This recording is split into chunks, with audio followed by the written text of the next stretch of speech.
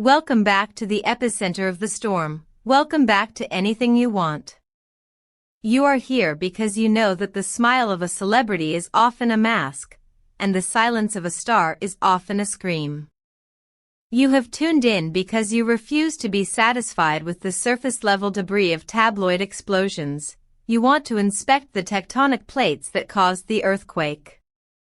Today, we are standing amidst the rubble of one of the most significant PR disasters, or perhaps, truth-telling sessions, in the history of Turkish entertainment. We are looking at a triumvirate of power: Can Yaman, Burhan Tunca, and Demet Özdemir. But more importantly, we are looking at the shattering of an illusion. Before we begin this autopsy of fame and ego, please, secure your place in our community. Press the subscribe button, destroy the like button to help us conquer the algorithm, and if you truly want to support fearless, independent analysis of the industry, our join button is your VIP pass.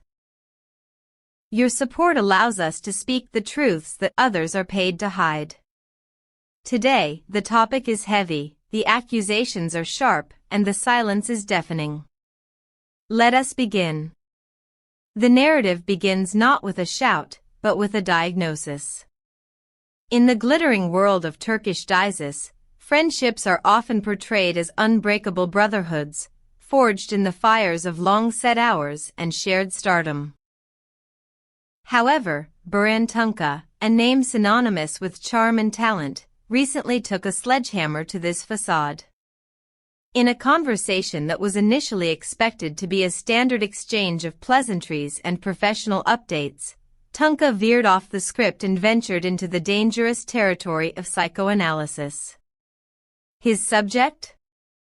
The polarizing figure of Can Yaman, a man who has recently been making headlines not for his acting, but for a series of erratic and controversial behaviors across Europe. Tunca's comments were not the malicious gossip of an enemy, which perhaps made them all the more devastating. He framed his observations with the intimacy of someone who has looked behind the curtain. The problem isn't women, Tunca posited, directly addressing the narrative that portrays Yaman as a Casanova or a victim of overzealous female attention.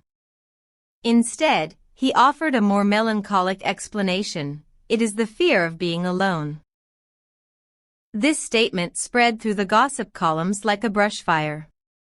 It humanized a figure who often presents himself as a demigod, suggesting that beneath the muscles and the bravado lies a deep, existential dread of solitude. It was a narrative that almost garnered sympathy, painting Yaman as a lonely king in an empty castle. But if Tunca's words were the spark, what followed was the gasoline. Just as the public was digesting this theory of the lonely heart, Demet Özdemir entered the chat. And she did not come to play, she came to correct the record. For years, Özdemir has maintained a dignified silence regarding her past relationship with Can Yaman. Their breakup was shrouded in the standard PR fog of mutual respect and busy schedules. But in a move that hit the entertainment world like a thunderbolt, she tore up the script. Her response to Tunca was not just a comment, it was a manifesto. It was a clarification that stripped away the romanticized notion of loneliness and replaced it with a much harsher reality. "Dear Burhan," she began, addressing her colleague directly, "Can Yaman's real problem may be what you said, but I believe Can's real problem is his ego, his belief in his superiority, and his self-admiration. That's why my relationship with Can ended, you know that too." Read those words again. This is not a vague allusion, this is a direct strike. By explicitly linking the breakup to his ego and self-admiration, Özdemir validated years of speculation. She effectively confirmed that the relationship did not die due to external pressures or fading love, but collapsed under the weight of one person's narcissism. It was a courageous confession that transformed her from a passive participant in a past romance into an active witness to a pattern of behavior. She rejected this sad, lonely boy narrative and replaced it with the image of a man consumed by his own reflection. I have to pause here and ask you, the perceptive viewers of Anything You Want, do you think there is a fine line between confidence and narcissism in the world of fame? And do you believe Demet Özdemir was right to finally speak her truth after all these years? We want to read your psychological profiles in the comments below. And remember, if you enjoy this level of detail, clicking the join button helps us keep the lights on. Demet Özdemir did not stop at diagnosing the past, she used her statement to recontextualize the present. She drew a sharp, unforgiving line between her personal experiences and the recent scandals that have plagued Can Yaman's European endeavors. She pointed to the incidents that have been dismissed by his hardcore fans as misunderstandings. The incident in Italy, where a fan's phone was reportedly thrown to the ground in a fit of pique. The alleged altercation in Spain, where a woman seeking a photograph and a kiss was purportedly pushed away. For years, these incidents were isolated dots. Özdemir connected them. Doesn't this prove that Can Yaman is selfish and tries to portray himself as unattainable? She asked.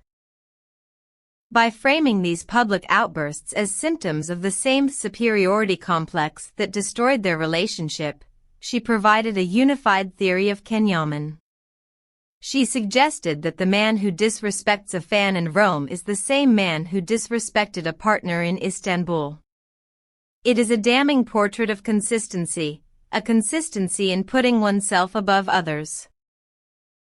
This perspective shifts the debate from Can Yaman is being harassed by fans to Can Yaman believes he is above the rules of social decency. The ripples of this explosion have reached the furthest corners of the industry.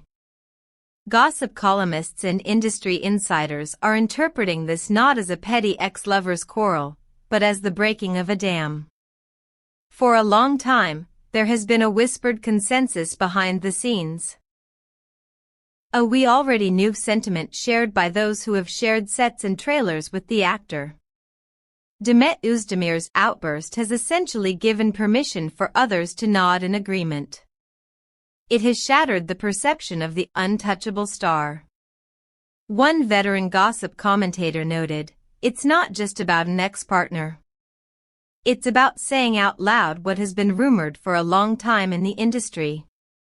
This suggests that Özdemir is not speaking in a vacuum, she is voicing a collective frustration.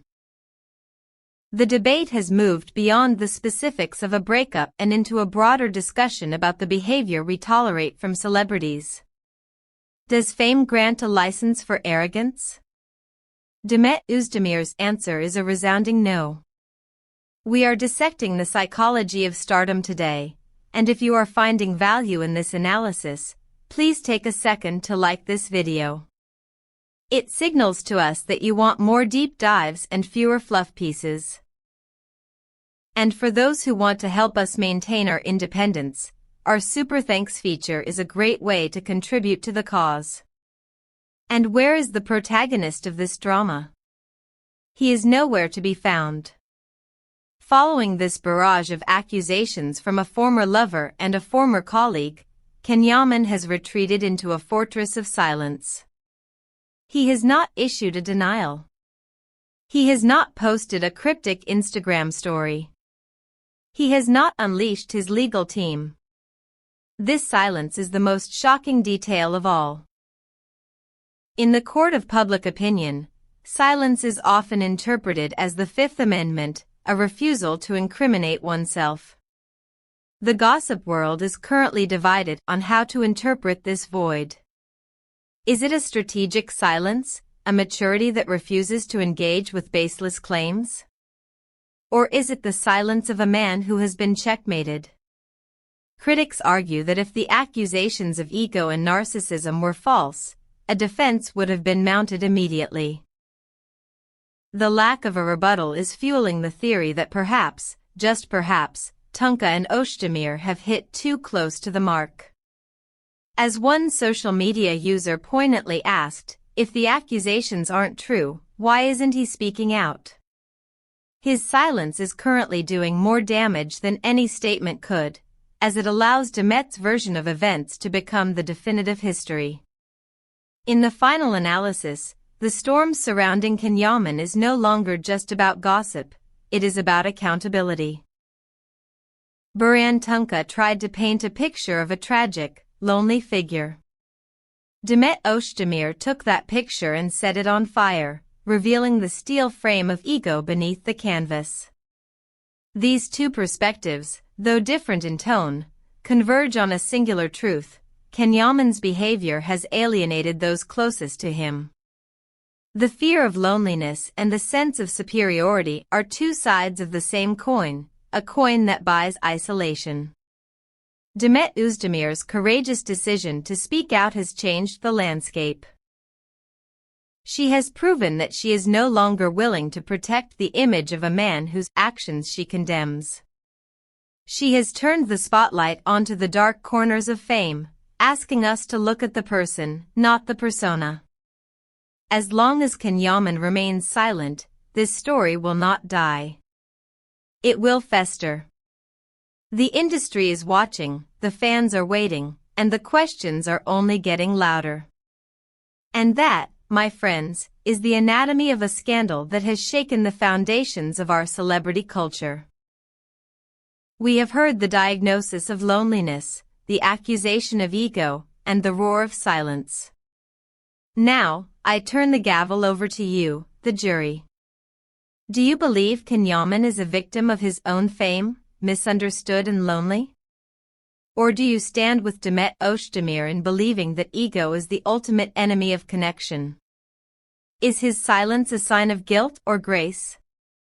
Leave your verdicts in the comments below. Do not forget to subscribe to Anything You Want and ring that bell. We are the only ones telling you the whole story. Join the family if you can, and until next time, keep your eyes open and your truth ready. Goodbye.